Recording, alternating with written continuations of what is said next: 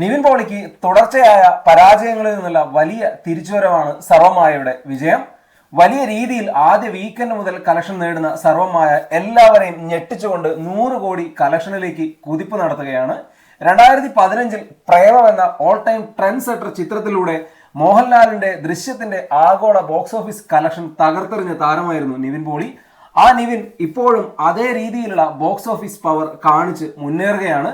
ഒരു feel good ചിത്രമായ സർവമായയ്ക്ക് ഈ രീതിയിലുള്ളൊരു കളക്ഷൻ ആരും പ്രതീക്ഷിച്ചതല്ല.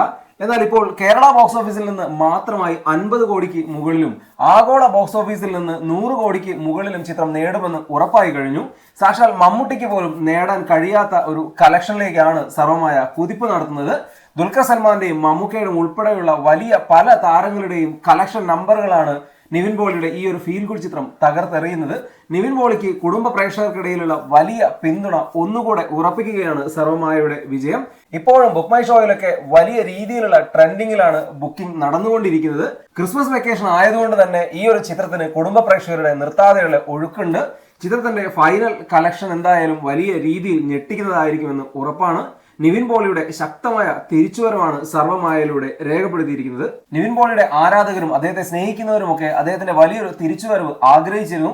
ആ ആഗ്രഹങ്ങൾ നിറവേറ്റുന്ന രീതിയിലാണ് സർവമായയുടെ കുതിപ്പ്. പ്രതീക്ഷയ്ക്ക് അപ്പുറത്തേക്കുള്ള ഒരു കളക്ഷൻ നമ്പറിലേക്കാണ് സർവമായയുടെ നിലവിലുള്ള പോക്ക്.